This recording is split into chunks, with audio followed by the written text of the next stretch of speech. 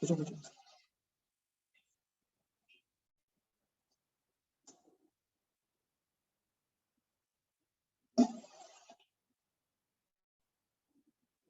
नहीं इसका जो तुम चार्जर मोबाइल जो व्हाइट वाला होता है इसको लगा है ये वाला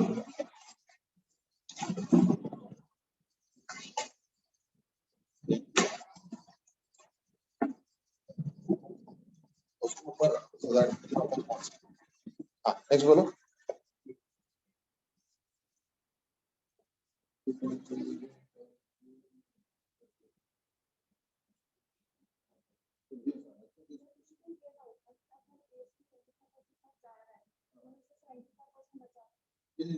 इसका मतलब और इसका मतलब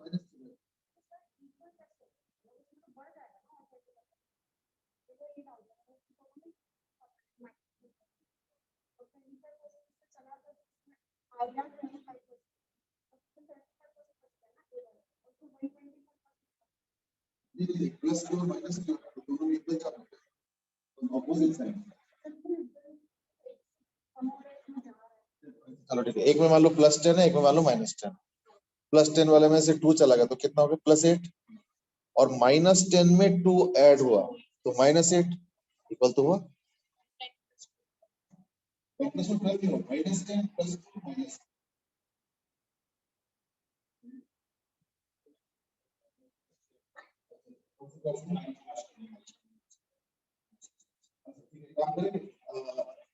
+2 मैं बुला रहा एक्चुअली मेरा क्लास ऑनलाइन में स्टार्ट कर रहा है, ठीक है ना। तो आप मुझे जस्ट नंबर दे दीजिए, मैं आपको 9th क्लास के लिए बुला रहा हूँ। आप आसपास कहीं रहते बस ठीक है, तो फिर तो आने में कोई दिक्कत नहीं है। बस ठीक हाँ नहीं ऑफलाइन ही करेंगे, ये तो मेरा 12th का क्लास स्टार्ट है ना। सब बताता हूँ, ये ना क्लास का जो स्टार्ट हो सकता है ऑनलाइन में देखिए एक्टिविटी। आप मुझे नंबर दे दीजिए। और कौन से क्लास के लिए है सर? 9th क्लास के लिए। मेरा बेटा बड़ा बेटा 12th में गया सर, उसके लिए मैथ्स के लिए। अच्छा ठीक है, यानी 12th मैथ्स और 9th का मैथ्स एंड साइंस। और बच्चे का नाम या आपका नाम बता दीजिए।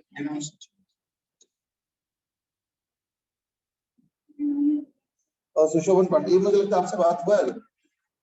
आपका बच्चे का नाम क्या है 12th के?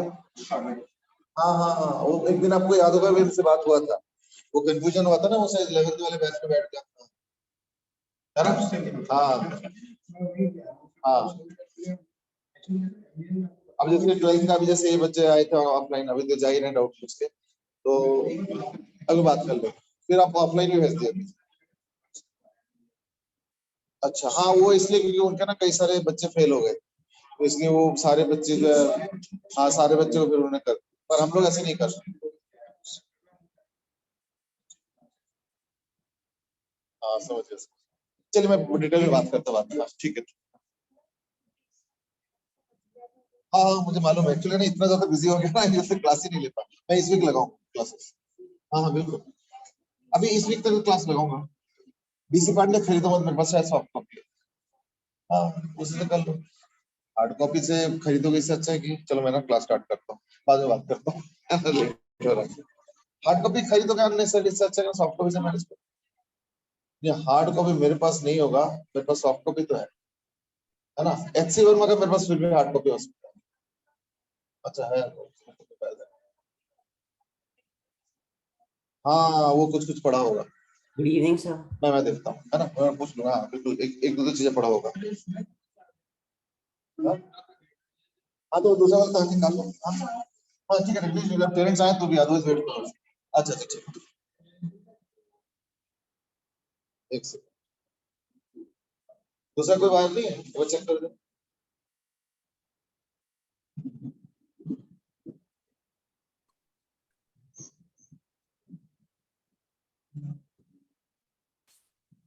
ठीक है।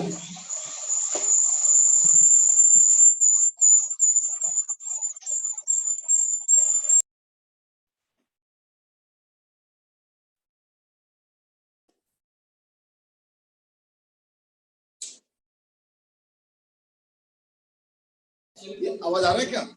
Yes sir, good evening sir. अच्छा चलो ठीक है, गुड इवनिंग। आज लेकिन मैंने एक सेटिंग चेंज किया है, तो आज का क्लास रिकॉर्डिंग हो जाएगा। जैसे यहाँ पे रिकॉर्डिंग नहीं होता, लेकिन आज मैंने वो ना क्लाउड का कुछ सेटिंग किया, तो आज वो आज रिकॉर्डिंग हो जाएगा। अच्छा हम लोग उस दिन हम लोग वगैरह तो ताला लगा दे, चार्ज हो रहा है जी, चेक किया था। हाँ ठीक है, चलो तो आज हम लोग ना डाइपोल से स्टार्ट करें। लेकिन अजितेश तुम ऑफलाइन में आए आज, क्या हुआ? सर वो कहीं जाना था इसलिए आ नहीं पाया सर। अच्छा यस हाँ सर। बेटे, नहीं अक्षिता को बोल रहा हूँ। अक्षिता तुम ऑफलाइन नहीं होगे? सर मैं आऊंगी सर, आज मैं दूसरी कोचिंग गई थी तो 5:30 से वहां से आई थी तो। अच्छा चलो चलो ठीक है ठीक है। तो ना मुझे ना एक बार बता देना कि संडे कैसे के एंगेजमेंट है सब लोग, सो दैट ऑफलाइन वाला क्लास आपकी वॉइस लैग कर रही है। हाँ बेटे, सर वॉइस लैग कर रही है। वॉइस लैग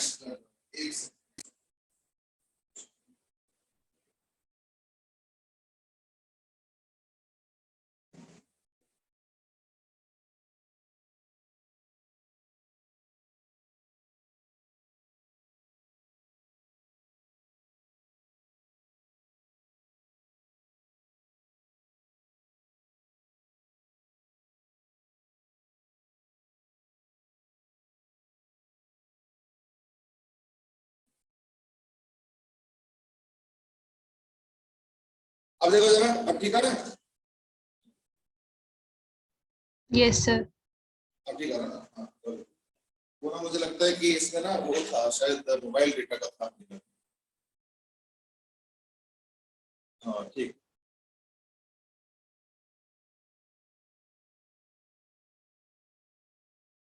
हाँ तो हम लोग उस दिन डाइपोल के ऊपर बात कर रहे थे, तो डाइपोल के ऊपर सर आपकी वॉइस फिर लैग हो रही है।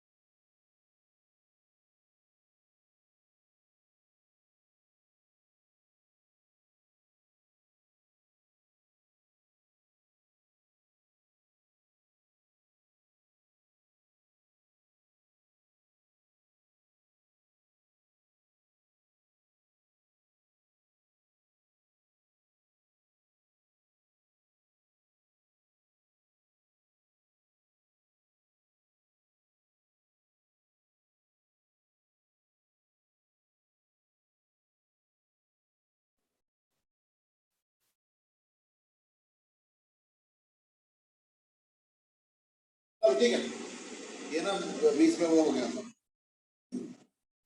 अब तो आ रहा है, आई होप की वीडियो आ रहा होगा। हाँ ठीक है।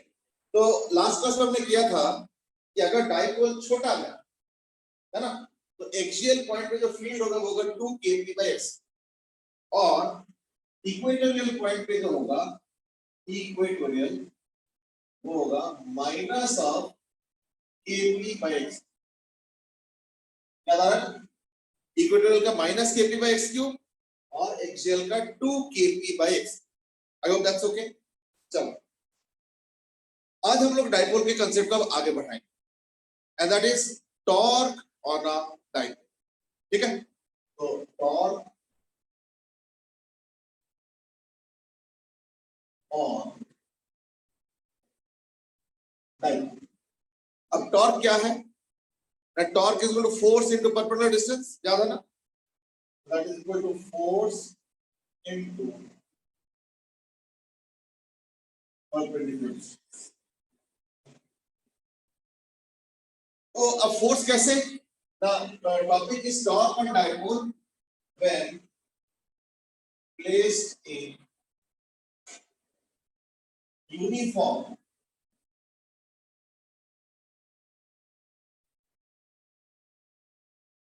Electric field.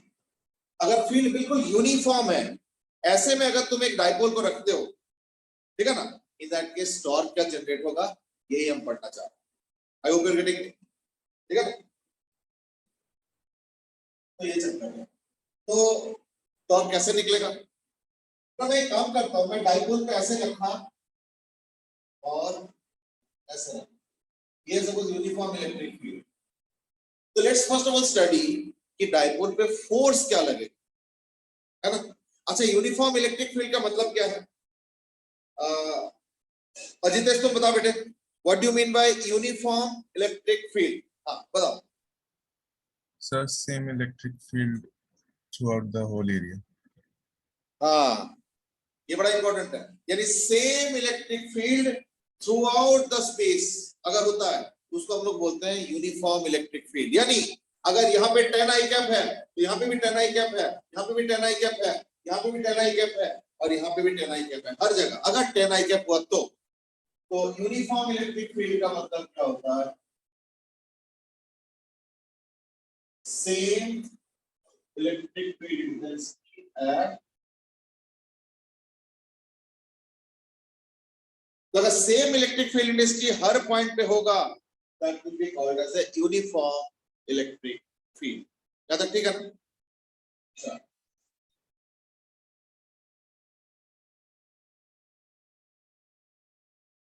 अब बताओ, अगर मैं डाइपोल को यूनिफॉर्म इलेक्ट्रिक फील्ड में रखूंगा तो फोर्स क्या होगा, है ना? तो फोर्स हो जाएगा equal to force on minus q charge.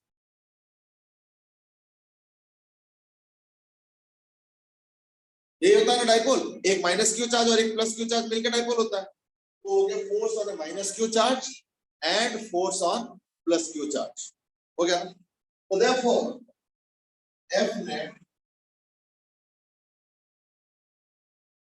यानी नेट फोर्स क्या हो जाएगा, is equal to Q into ई।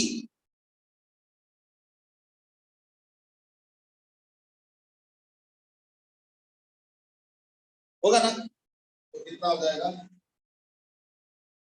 यानी क्या होता है, हमेशा देखना नेट फोर्स जीरो हो जाएगा on a dipole, electric dipole, ठीक है ना। देख, लेकिन याद रखना ये हर जगह नहीं होगा, ये सिर्फ और सिर्फ यूनिफॉर्म इलेक्ट्रिक फील्ड के केस में बात कर रहा हूं। यूनिफॉर्म इलेक्ट्रिक फील्ड अगर होगा इन दैट केस हर डाइपोल पोल पे नेट फोर्स जीरो हो जाएगा। क्यों?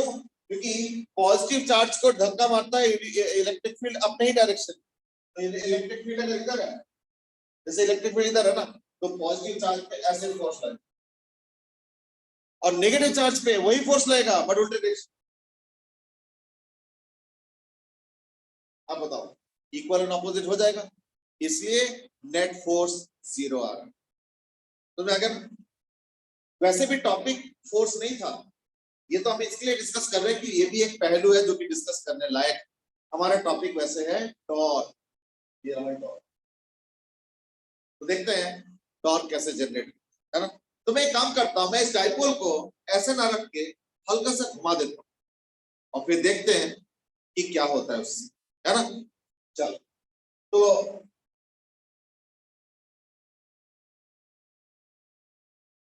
अगर मैं डाइपोल को घुमा दूंगा, यानी माइनस क्यू रखेंगे ऐसे और एक प्लस क्यू और यूनिफॉर्म इलेक्ट्रिक फील्ड है मान लो ऐसे, दैट केस क्यू चार्ज की वजह से जो फोर्स आएगा वो क्या होगा, क्यू ई, और माइनस क्यू चार्ज की वजह से फोर्स क्या होगा,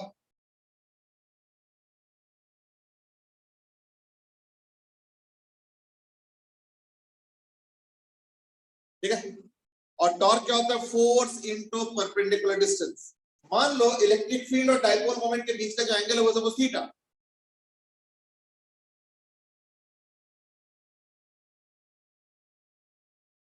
और हमें पता है कि माइनस क्यू और प्लस क्यू चार्ज के बीच में जो डाइपोल का डिस्टेंस होता है उसको हम लोग लेते हैं बाय कन्वेंशन 2l, ये 2l आ, तो ये हो गया परपेंडिकुलर डिस्टेंस, वो कितना होगा 2l sin थीटा, है या नहीं? तो यानी जो टॉर्क बनेगा वो बनेगा QE force into perpendicular distance 2l sin theta. So therefore torque is equal to force into perpendicular distance, yani is equal to 2ql into E into sin theta, yani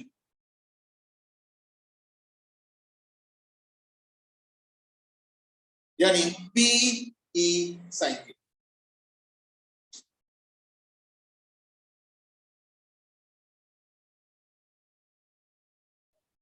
You get all. ठीक है? अच्छा, साइंटिस्टों का आदत क्या है कि अगर कहीं पे ए बी साइन थीटा दिख जाए तो उसको ए क्रॉस बी लिखना, और अगर ए बी कॉस थीटा दिख जाए तो ए डॉट बी लिखना।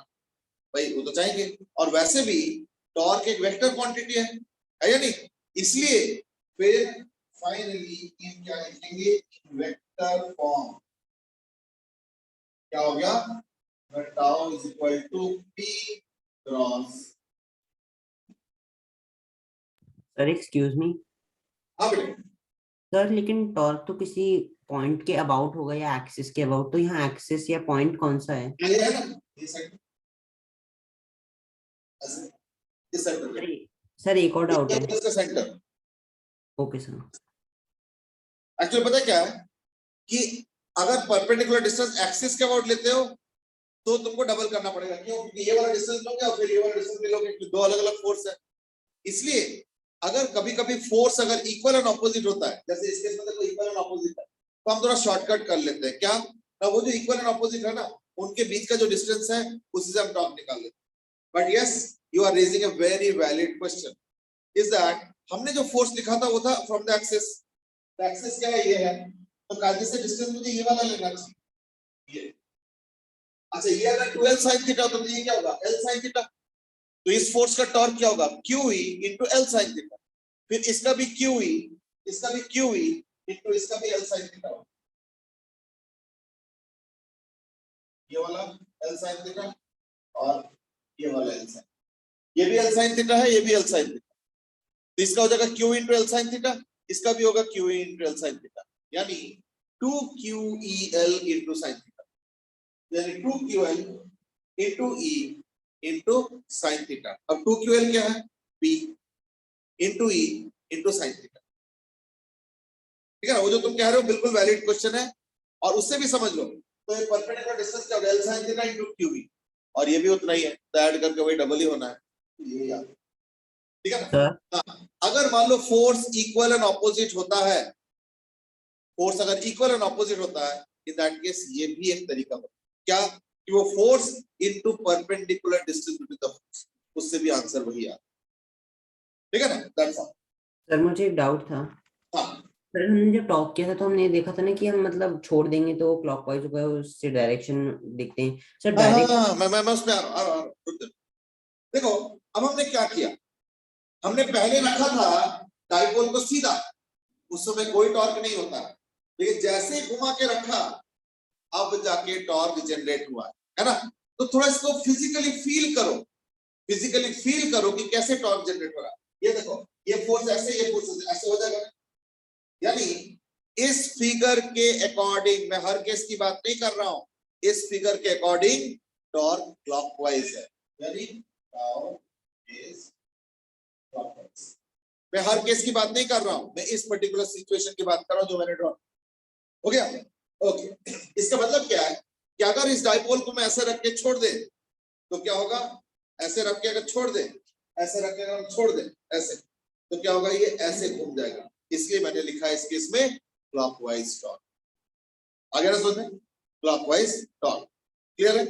ओके।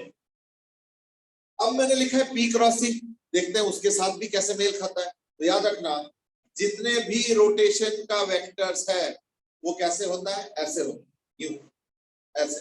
यानी अगर वेक्टर इस डायरेक्शन पे है, इसके बाद रोटेशन का ये सेंस होता है। ऐसे अगर है तो यानी ऐसे सेंस होता है, अगर ऐसे है तो यानी ऐसे सेंस होता है, अगर ऐसे है तो यानी ऐसे सेंस होता है।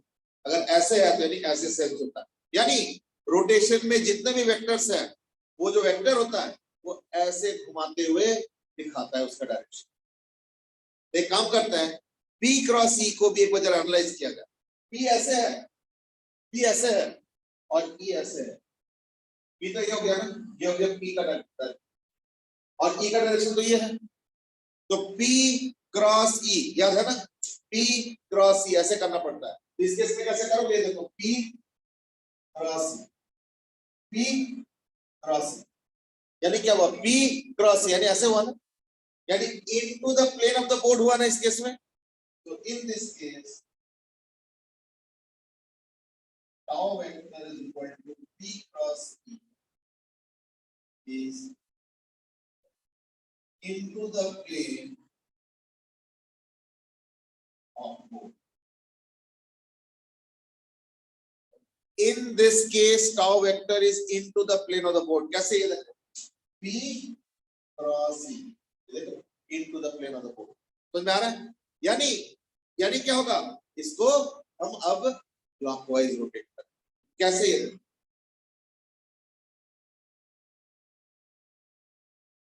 यानी हमारे मैथमेटिकल जो आंसर आ रहा है और जो हमने फिजिक्स से एनालाइज करके इसके थोड़ी देर पहले आंसर निकाला था कि भाई अगर फोर्स ऐसे है और ऐसे है तो ऐसे ऐसे कर रहा है, तो मैंने उस हिसाब से प्रैक्टिकली सोचा था मैंने, और अब हमें मैथमेटिक्स जो क्रॉस प्रोडक्ट वाला अप्रोच है उससे भी हमें वही आंसर आ रहा है। यानी इससे भी देखो क्या हो रहा है, it the plane of board means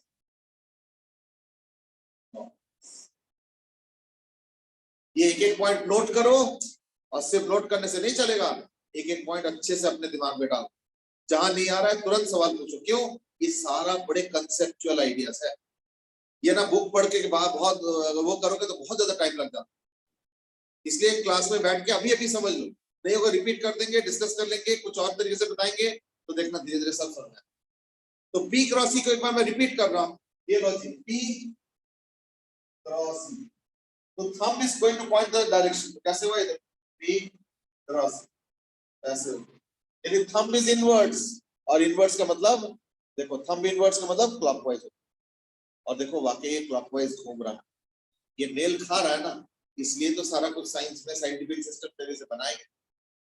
ये हो गया इसका एक्सप्लेनेशन, ठीक है। मैं थोड़ा सा पॉज कर रहा हूं, मैं थोड़ा जगह बना लेता हूं। अब एक काम करना, एक ग्राफ बनाना, एक ग्राफ बनाओ, किस चीज का, टाउ वर्सेस थीटा।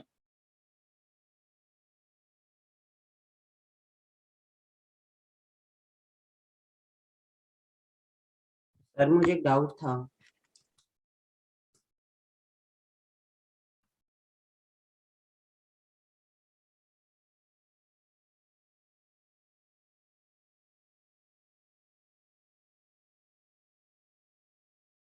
अब कैसे ग्राफ बनेगा ये पहले खुद बनाओ, फिर मैं सॉल्व करके दिखाता हूं। हाँ करो, स्टार्ट करो। सर एक क्वेश्चन था। हाँ बोलो। सर यहाँ पर सर आपने कहा कि एक में आएगा Q L E sine theta, एक में Q L E sine theta, तो ऐड हो जाएगा, लेकिन सर अपोजिट डायरेक्शन में नहीं होगा ताकि वो जीरो हो जाए। हाँ देखो, कई बार ऑपोजिट डायरेक्शन की तो जरूरत पड़ता है। एक स्टीयरिंग व्हील ले लो, स्टीयरिंग व्हील में अगर तुम ये वाला फोर्स भी ऊपर की तरफ होगा और ये वाला भी ऊपर की तरफ, स्टीयरिंग व्हील घूमेगा नहीं घूमेगा। स्टीयरिंग व्हील कैसे घूमता है, ऐसे, इधर देखो ये नीचे ये ऊपर, इसलिए टॉर्क में तो इनफैक्ट अक्सर ये होता है कि हमें जब घुमाना होता है तो ऐसे करते हैं। जैसे स्कूटर में जब घुमाना होता है, मान लो ये हैंडल है, मान लो ये स्कूटर का हैंडल है, अगर मैं दोनों हैंडल को ऐसे जब करूंगा तो हैंडल नहीं घूमेगा। हैंडल कब घूमता है, इसको पीछे कर दूंगा और इसको आगे, ये देखो हैंडल, यानी एक हाथ को पीछे ले गया, एक हाथ को आगे। स्टीयरिंग में एक हाथ को नीचे, एक हाथ को ऊपर, ये देखो, तब ना स्टीयरिंग व्हील घूम रहा है। इसलिए इस बात पे आश्चर्य मत हो जाना कि फोर्स तो अपोजिट डायरेक्शन में, टॉर्क कैसे ऐड हो रहा है, नहीं अक्सर होता है, क्योंकि torque is not force, torque is anti clockwise clockwise. तो ये भी देखो एंटी क्लॉकवाइज है ना, ये देखो, और ये भी देखो एंटी क्लॉकवाइज। इसलिए जब दोनों इकट्ठे ऐड कर रहा है तो फोर्स के हिसाब से चलो तो देखो हमेशा उल्टा, ये देखो, फोर्स के हिसाब से चलो तो उल्टा, ये देखो, ये देखो, ये देखो, ये देखो, ये देखो, फोर्स के हिसाब से है तो हमेशा उल्टा है, लेकिन टॉर्क के हिसाब से एनालाइज करो तो हमेशा एक ही डायरेक्शन का। ये इसका कलर, ठीक है ना, दैट्स ऑल। चल थैंक यू सर। अब इसका ग्राफ बना, तब तक फिर मैं कुछ ग्राफ पे बेस करके कुछ सवाल पूछूं। चलो स्टार्ट करो।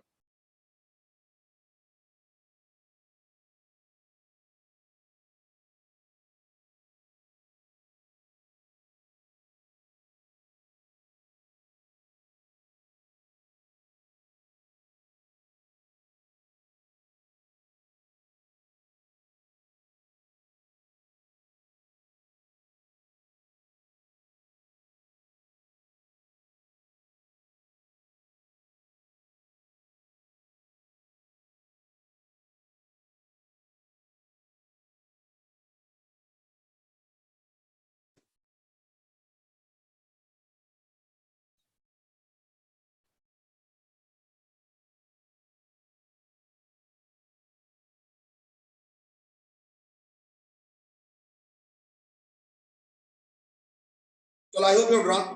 बेसिकली टॉर्क का ग्राफ क्या होगा, साइन थीटा ग्राफ, है ना? क्यों? देखो देखो, जो टॉर्क का फॉर्मूला है वो क्या है, पी ई साइन थीटा, है या नहीं? पी ई साइन थीटा, तो साइन थीटा ग्राफ बनेगा, है ना? चलो ये हो गया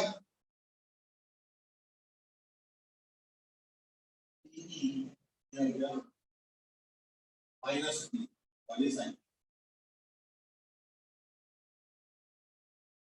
अब मैं थोड़ा मिटाना भी शुरू करता हूँ, ये सारा इकट्ठे होता जा रहा है।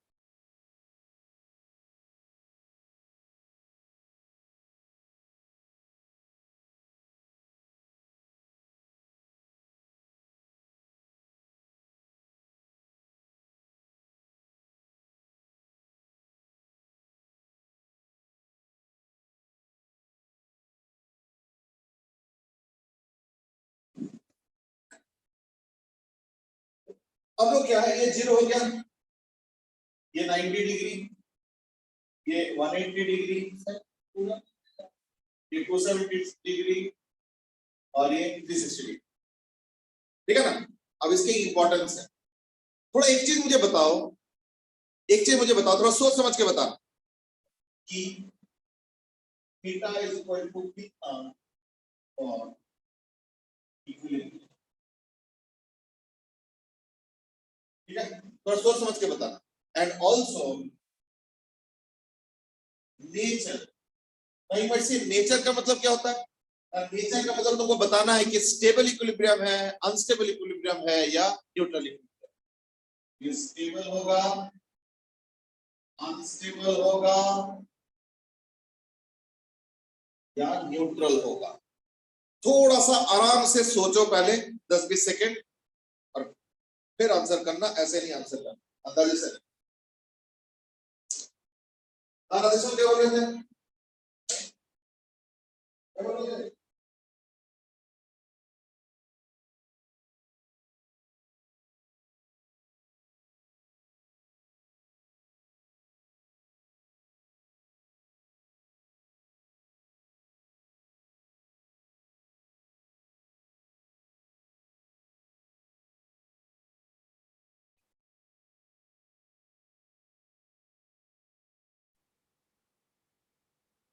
देखो, first of all what do you mean bye equilibrium, ठीक है ना?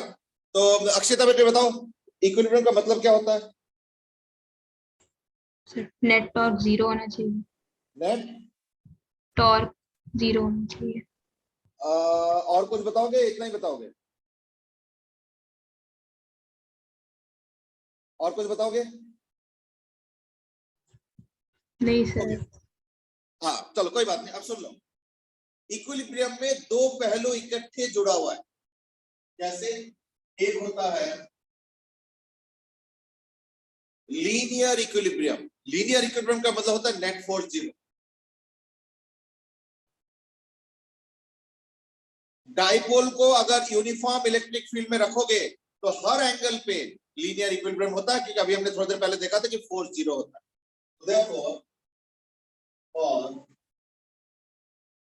uniform electric field, dipole is in equilibrium at all angles. ये कोई से भी एंगल पे डाइपोल लीनियर इक्विलिब्रियम पे होगा। आ गया ना? चल अब हम देखते हैं एंगुलर इक्विलिब्रियम। क्या बोल रहे हैं? तो साइकिल में क्या हुआ?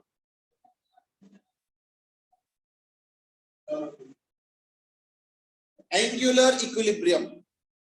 अब एंगुलर इक्विलिब्रियम क्या होगा?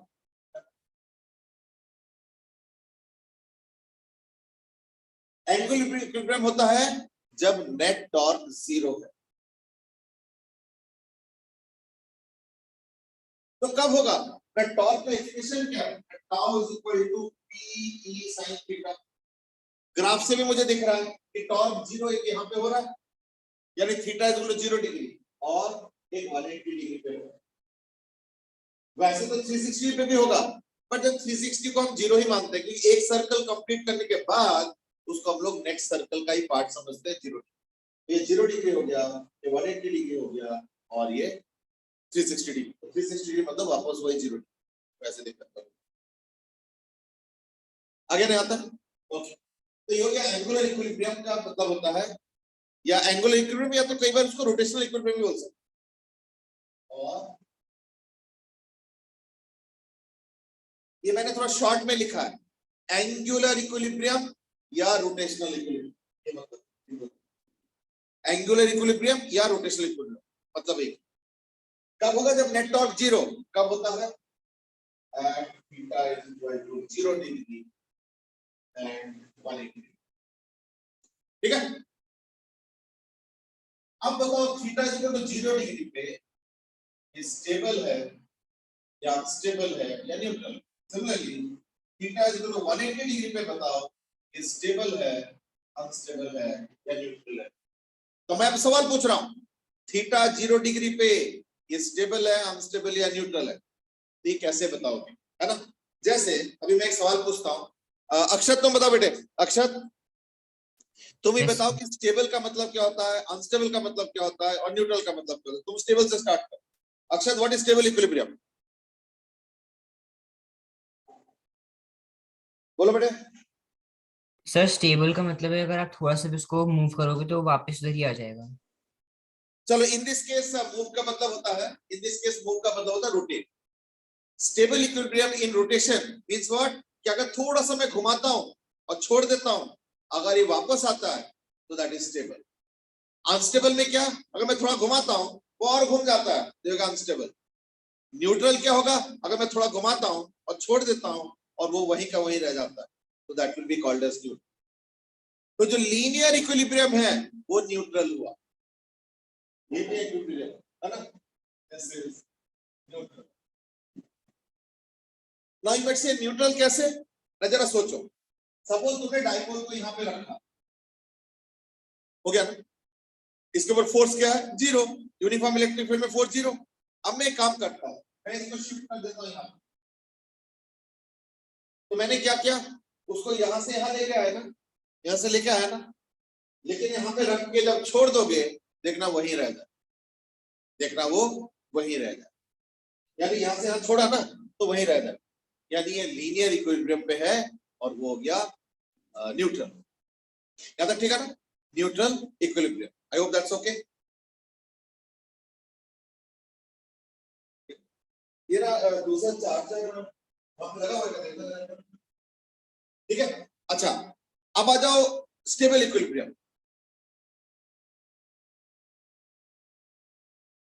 तो थीटा इज इक्वल टू 0 पे स्टेबल होगा, अनस्टेबल होगा या न्यूट्रल होगा? रोहन बताओ बेटे। Rohan, what do you feel? Rohan क्या लगता है, स्टेबल होगा, अनस्टेबल होगा, न्यूट्रल होगा?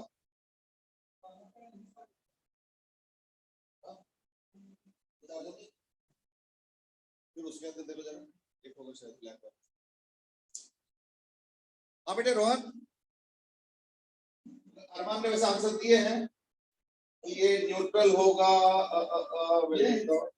ये अच्छा, रोहन इज आल्सो सेइंग कि न्यूट्रल होगा। हाँ, तो तार भी देखो होगा। रोहन इज सेइंग न्यूट्रल होगा, Arman is saying unstable at angle 0 180 degree and 360। नहीं, ऐसे नहीं होगा। अब सुनो, इसका आंसर मैं दे रहा हूं, ध्यान से सुनो। थीटा इज इक्वल टू 0 पे होगा स्टेबल, ठीक है ना, theta is equal to 0 degree पे होगा स्टेबल और 180 डिग्री पे होगा अनस्टेबल, ठीक है। अभी जो मैं एक्सप्लेन कर रहा हूं थोड़ा ध्यान से अच्छे से सुनना, मैं इसको एक्सप्लेन कर रहा हूं कि ऐसे मैं कैसे कह सकता हूं स्टेबल और अनस्टेबल, तो थोड़ा ध्यान से सुनना। इसका मैं अभी एनालिसिस कर रहा हूं, इसके डायग्राम के साथ नोट कर, ठीक है ना, डायग्राम के साथ नोट कर।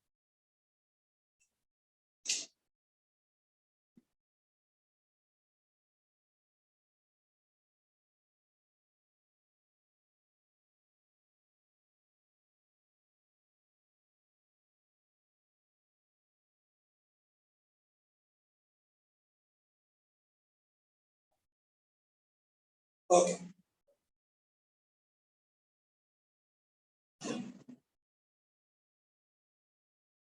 अब मैं एक्सप्लेन कर रहा हूं, थोड़ा ध्यान से सुनना। ये है इलेक्ट्रिक फील्ड, डाइपोल को जो कि ऐसे था, इसको मैं थोड़ा सा घुमा देता हूं, सपोज एंटी क्लॉकवाइज। देखो स्टेबल का मतलब क्या है कि अगर थोड़ा डिस्टर्ब करो वापस आ जाए तो स्टेबल, और अगर थोड़ा डिस्टर्ब करो और चला जाए तो अनस्टेबल, और अगर थोड़ा डिस्टर्ब करके छोड़ दो तो वही रह जाए न्यूट्रल, ध्यान रखना। तो मैंने क्या किया, डाइपोल को थोड़ा घुमा दिया ऐसे कर, यानी डाइपोल ऐसे था, ऐसे डिस्टर्ब कर दिया, यानी घुमा दिया, तो यानी डिस्टर्बेंस इज एंटी क्लॉकवाइज, ये डिस्टर्बेंस है, तो disturbance is anti clockwise. As a result उसके ऊपर फोर्स जनरेट होगा, इलेक्ट्रिक फील्ड इंडस्ट्री तो है ही है, एक फोर्स ये आ गया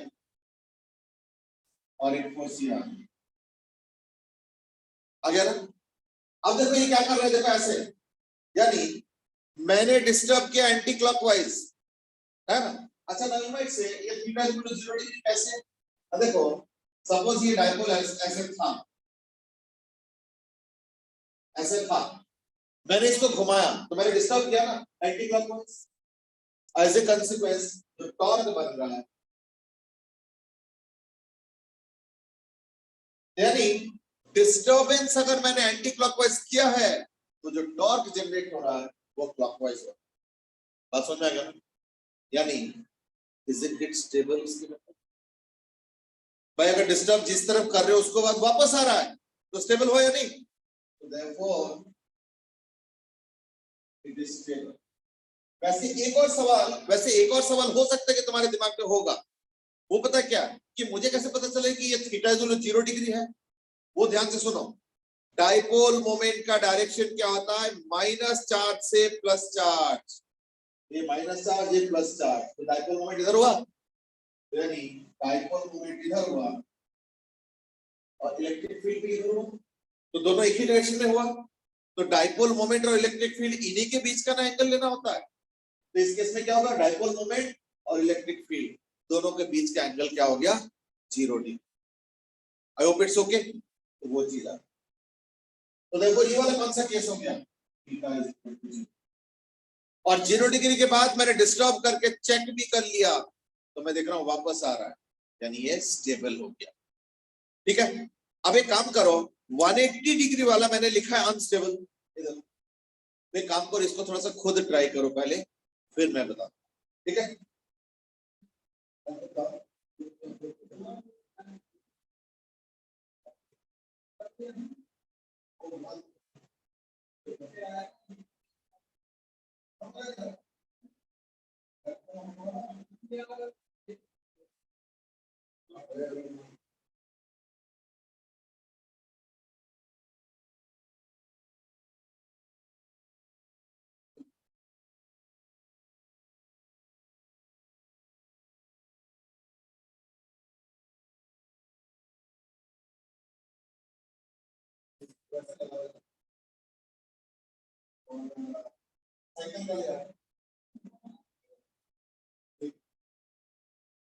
आई होप क्या 180 डिग्री वाला तुम लोगों ने पहले खुद ट्राई किया होगा, अब मैं भी हेल्प कर, तो मेरा भी देख लो अच्छे से, तो एक कंपैरिजन हो जाए।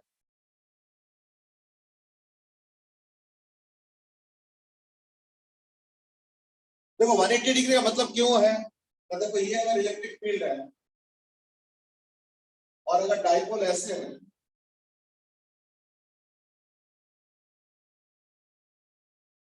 तो डाइपोल मोमेंट क्या होता है, माइनस से प्लस चार्ज, इधर डाइपोल मोमेंट ऐसे। सपोज एक काम करो, इसको भी एंटी क्लॉकवाइज घुमाओ, चलो घुमा देते हैं।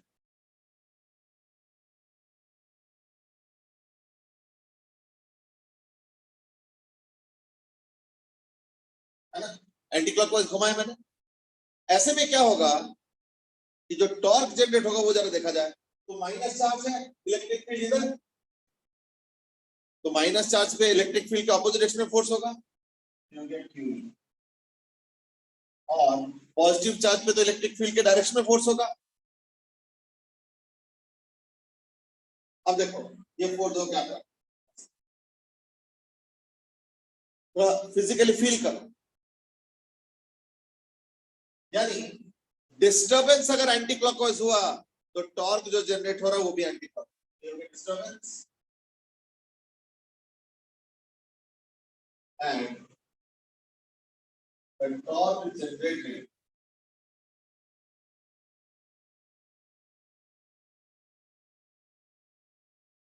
यानी टॉर्क जो बना वो भी एंटी क्लॉकवाइज, यानी और ज्यादा घुमा देगा, यानी वापस नहीं बुलाएगा, ये उसको उसी डायरेक्शन में और घुमा देगा।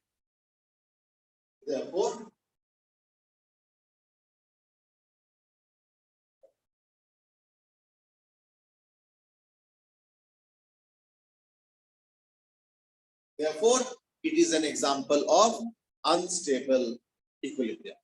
ठीक है, देखो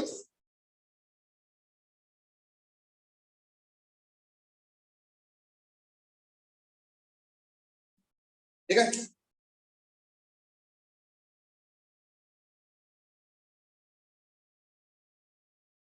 तो मैं देख रहा हूं कि थीटा इज इक्वल टू 0 पे स्टेबल इक्विलिब्रियम और theta is equal to 180 degree पे अनस्टेबल, और ग्राफ तो मैंने ड्रॉ किया ही था, है ना, ग्राफ का नंबर ये ग्राफ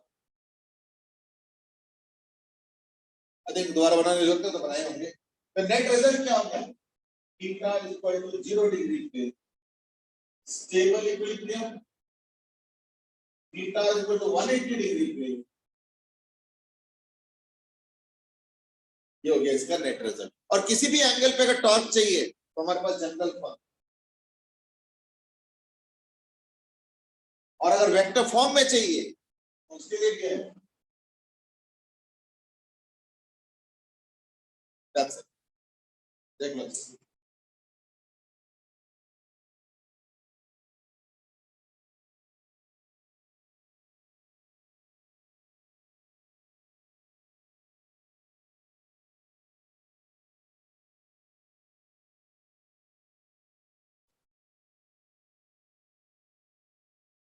ओके, अब हम एंटर करेंगे, last topic of the dipole part, ठीक है ना। आज इतना ही करेंगे, फिर अगले दिन जो है हम लोग उसके ऊपर एग्जांपल्स भी करेंगे, और वो है पोटेंशियल है।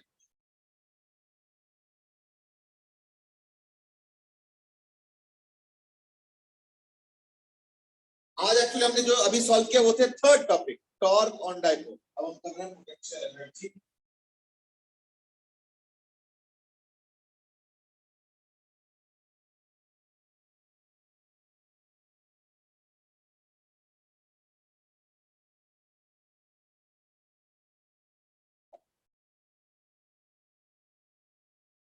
अगर यूनिफॉर्म इलेक्ट्रिक फील्ड पे एक डाइपोल को रखो तो जो एनर्जी बनता है दैट इज पोटेंशियल एनर्जी, तो पोटेंशियल एनर्जी। तो मैं काम करता हूं, मैं कहता हूं कि ये थीटा एंगल है,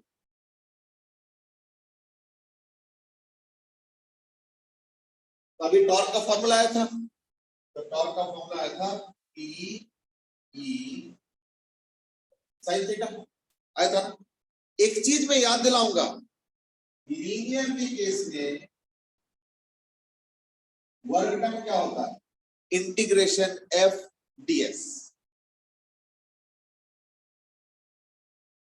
ये होता है फोर्स और डिस्प्लेसमेंट। तो रोटेशन में क्या होना चाहिए, रोटेशन में यही फॉर्मूला बदल के क्या हो जाएगा, W is equal to integration, force के जगह हो जाएगा टॉर्क, और डिस्प्लेसमेंट ds के जगह हो जाएगा d थीटा। हो गया नहीं, तो देखो, और इसमें जो वर्क डन आएगा that will B integration of tau D theta, है ना। अब एक काम करता हूं, मैं इसको θ1 से θ2 एंगल तक इंटीग्रेट कर देता हूं। तो चलो ये बेटा, so therefore work done is equal to this θ1 से θ2 is equal to integration PE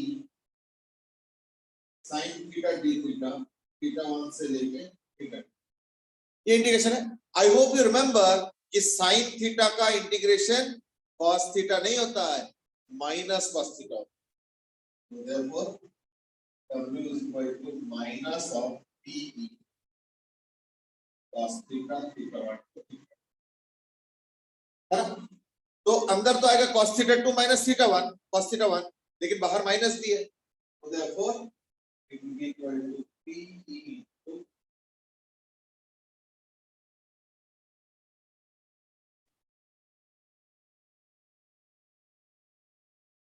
तो जो वर्क डन का फॉर्मूला है वो है PE into cos θ1 minus cos θ2।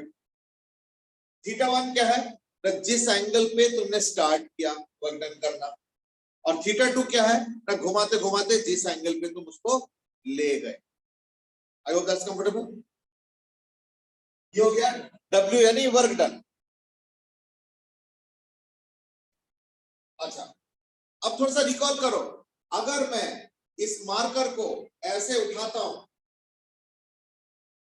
Gravitation के अगेंस्ट, तो जो मैंने वर्क डन किया वो कहां जाता, तो पोटेंशियल एनर्जी के फॉर्म में स्टोर हो जाता। मतलब क्या कि ये जो मैंने वर्क डन किया, इसको यहां से ऐसे करके मार्कर को उठा के ले जाने में, वो ग्रेविटेशनल पोटेंशियल एनर्जी के फॉर्मेट में या फॉर्म में स्टोर होता है। सिमिलरली यहां पे जो हम वर्क डन कर रहे हैं वो भी इलेक्ट्रोस्टैटिक पोटेंशियल एनर्जी के फॉर्म में स्टोर होता है, वही पोटेंशियल एनर्जी। लेकिन पोटेंशियल एनर्जी जब हम करते हैं कैलकुलेशन ग्रेविटेशन में या किसी में भी, तो एक रेफरेंस यूज किया जाता है, याद आ रहा है ना। तो जनरली हम लोग ग्रेविटेशन में क्या करते थे, फ्लोर को ले लेते थे एज रेफरेंस, कभी कभी टेबल टॉप भी ले लेते थे, कभी कभी छत भी ले लेते थे। तो ये तो डिपेंड करता है कि क्वेश्चन में कन्वीनियंस के, कई बार सेंटर ऑफ सर्कल पे ले लेते थे वगैरह वगैरह, जहां जैसे जरूरत हो वैसे हम एक रेफरेंस ले लेते। तो यहाँ पे भी रेफरेंस होना चाहिए भाई, कौन से एंगल से घुमा के तुम कौन से एंगल पे ले जाओगे, वही वर्क डन का स्टोर होगा पोटेंशियल के फॉर्म। तो स्टार्टिंग एंगल क्या रखना चाहिए, तो देखो एज ए लेमैन अगर मेरे से पूछा जाएगा कि भाई स्टार्ट कौन से एंगल से करो, तो हमारे दिमाग में क्या आएगा, 0 डिग्री, कि भाई 0 डिग्री से स्टार्ट करो और फिर थीटा एंगल तक ले जाओ, फिर देखो वर्क डन क्या है, वही कर दो, पोटेंशियल एनर्जी का डेफिनेशन। बट पता है क्या, साइंटिस्टों ने इस पे दिमाग लगाया थोड़ा सा, उन्होंने बोला कि चलो ठीक है 0 डिग्री करने में कोई दिक्कत नहीं, ऐसा कोई दिक्कत नहीं है, लेकिन अगर 90 डिग्री करोगे ना, इन दैट केस एग्जांपल जो फॉर्मूला बनेगा वो और ज्यादा आसान बनेगा। देखो दिमाग ऐसे ही चलता है, तुम अगर बोले नहीं मैं तो 0 डिग्री लेके सॉल्व करना चाहता हूं, मुझे कोई दिक्कत, बस ये कि क्योंकि तुमने रेफरेंस चेंज किया है इसलिए तुमको सिर्फ लिखना पड़ेगा एक लाइन कि taking the reference angle as 0 degree, फिर cut cut cut cut cut अपना सॉल्व करते रहो, कोई दिक्कत। क्योंकि पोटेंशियल एनर्जी में जो रेफरेंस होता है वो ग्राउंड होगा या टेबल टॉप होगा या सेंटर ऑफ सर्कल होगा या छत होगा, ये हम डिसाइड करते, बुक वाले या ऑथर या कोई साइंटिस्ट डिसाइड नहीं करते, हम अपने हिसाब से सहूलियत के हिसाब से डिसाइड करते। आगे बोलते, तो ऐसे केस में वो तो मेरे हाथ में है, ऐसे केस में वो तो चीज मेरे हाथ में है, तो हम कैसे सिलेक्ट करें, सिंपल। तो हम लोग सिलेक्ट जनरली कैसे करते हैं, तो साइंटिस्टों ने बोला है कि एक काम करो, स्टार्टिंग एंगल 0 मत लो, 90 ले लो, एक्सप्रेशन ज्यादा इजी होगा। तो रेफरेंस एंगल θ1 एज 90 डिग्री, उससे क्या होता है, फिर θ2 लिखने की जरूरत तो नहीं है ना, θ2 becomes theta and θ2 is equal to theta. देखो θ1 θ2 θ3 ये तो तब शोभा देता है ना जब 3 अलग अलग एंगल हो। मान लो एक ही एंगल है तो उसको तुम θ5 बोलोगे क्या, या और अगर बोलोगे भी तो उसका क्या सेंस बनता है या नहीं, इसलिए हम एक ही एंगल को, तो therefore u is equal to minus of PE cos theta, यानी u is equal to minus of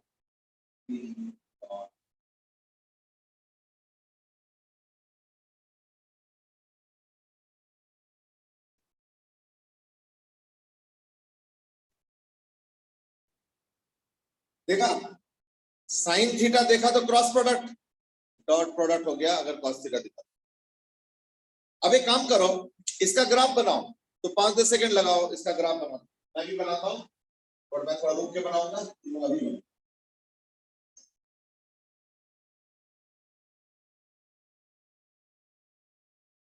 यानी पोटेंशियल यू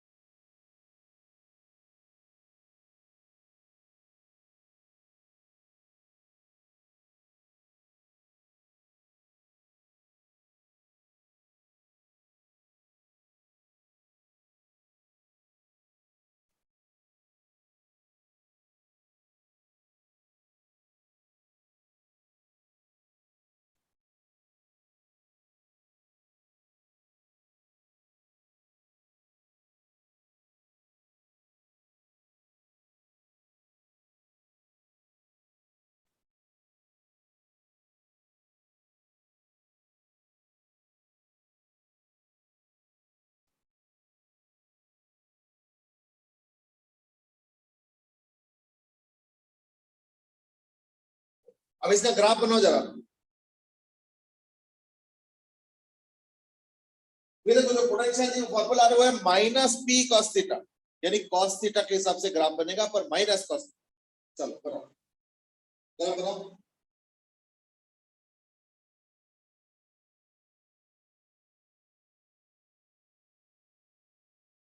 ये देखना आ जाएगा ऐसे ग्राफ।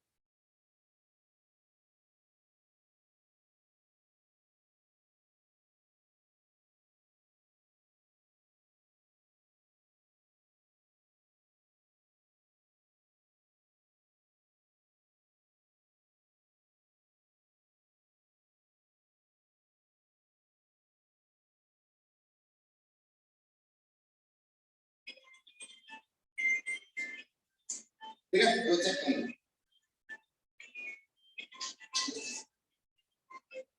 हेलो,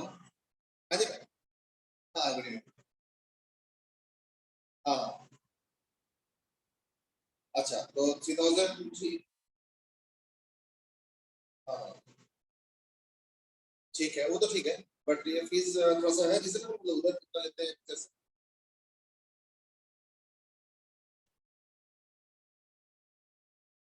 नहीं नहीं, जहाँ पे आप जा रहे हो वहाँ पे वो कितना। हाँ, हाँ, ठीक है, ठीक है, तो हम दे रहे हैं 2000, हम दे रहे हैं 2 घंटा 4 दिन।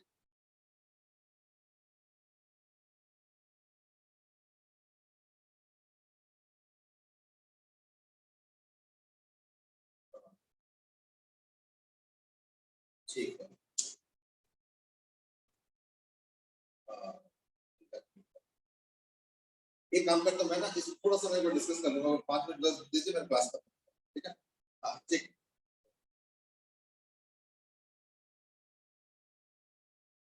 अब मैं इसका ग्राफ में वो बना रहा हूँ, आई होप कि तुम लोगों ने बना लिया होगा।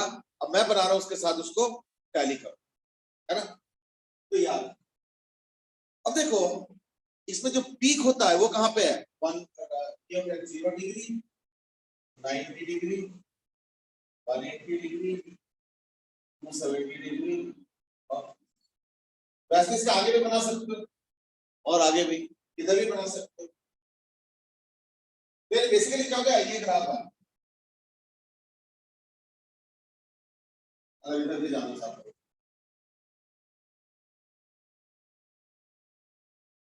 फिर तो एक सर्कल कंप्लीट करके फिर दूसरा सर्कल कंप्लीट कर सकते हो, फिर तीसरा सर्कल, तो क्या होगा ना उसी को रिपीट करता जाएगा।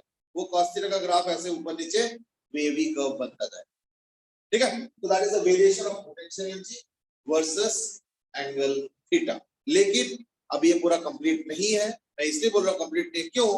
क्योंकि इसके ऊपर अभी हम लोग को और डिस्कशन भी करना है और साथ में क्वेश्चंस भी करना है, ठीक है ना। चलो ठीक है, तो ऐसे में हम लोगों ने क्या किया, जस्ट डाइपोल के इंट्रोडक्टरी लेवल पे अभी हमने सारा टॉपिक्स कर लिया। डाइपोल के एक्सियल पे फील्ड, इक्वेटोरियल पे फील्ड, टॉर्क ऑन डाइपोल अगर यूनिफॉर्म फील्ड पे रखोगे तो, और पोटेंशियल ड्यू टू डाइपोल अगर यूनिफॉर्म फील्ड में रखोगे तो। ये सारा तमाम चीजें जो है हमने कर लिया है as far as the dipole is concern. इसके ऊपर हम लोग नेक्स्ट क्लास जो है एप्लीकेशंस करेंगे, ठीक है ना। चलो ठीक है, आज के लिए इतना ही, और धीरे धीरे आप कोशिश करो तुम लोग जो है ना ऑफलाइन पे आने का, जितने लोग आ सकते हो। तो जैसे 85 में ऑफलाइन आज आए थे, तो ऐसी 17 में देखता हूँ शायद नेक्स्ट वीक स्टार्ट करो। तो इस तरीके से ऑफलाइन पे आना शुरू करो, और एक आध क्लास कभी ऑनलाइन भी रख लेंगे तो ऑनलाइन भी रहो, है ना, ये चीज। और जो ऑनलाइन चल रहा है वो तो चलेगा, बट कोशिश करो ज्यादा से ज्यादा ऑफलाइन ही, ठीक है ना। चलो ठीक है, आज के लिए इतना ही, have a good day, bye bye. कोई क्वेश्चन तो नहीं अभी? सर मेरा कोई क्वेश्चन था। हाँ बोलो बोलो। सर ये जो ग्राफ है इसमें अगर हम देखें कि पॉजिटिव है, मतलब हम इसके हिसाब से कहें तो हम इसके हिसाब से कह सकते हैं कि 0 डिग्री और 180 डिग्री पे हम लोग जैसे करते थे उसका ग्राफ इक्विलिब्रियम का पोटेंशियल एनर्जी से, तो 180 डिग्री पे हाँ बिल्कुल बिल्कुल, इस ग्राफ से भी बताएंगे। एक्चुअली क्या होता है ना, पोटेंशियल एनर्जी ग्राफ का जो पीक और ट्रफ होता है वो इक्विलिब्रियम होता है। उसमें से पीक होता है अनस्टेबल, ट्रफ होता है स्टेबल। बट एनीवे वो डिस्कशन अभी हमने किया नहीं है, वो डिस्कशन अभी पेंडिंग अभी बचा, हम लोग करेंगे जरूर। वो इक्विलिब्रियम के साथ लिंक करके पोटेंशियल एनर्जी का क्या रिलेशन होता है ये हम लोग डिस्कस करेंगे नेक्स्ट क्लास में, ठीक है ना। Thank you sir, good night sir. Thank you sir, good night sir. Thank you. Thank you, you sir. sir. Very good.